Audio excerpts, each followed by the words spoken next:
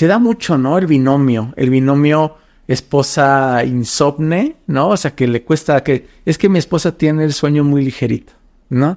Y el señor roncador, ¿no? Súper frecuente. Que ronca mucho, pero creo que más que nada también a veces puede ser algo, pues ya de impacto social familiar, ¿no? Sí, totalmente. Que a veces pasa que ya duermen en cuartos separados, ¿no? Sí, vi a la paciente hace rato, sí. Ya Sí. estaban durmiendo separados justamente porque ella ya no aguantaba el ronquido del esposo. Y pues eso ya hablas de que pues un matrimonio ya está viviendo diferente a lo que se planeó solamente porque está roncando el esposo.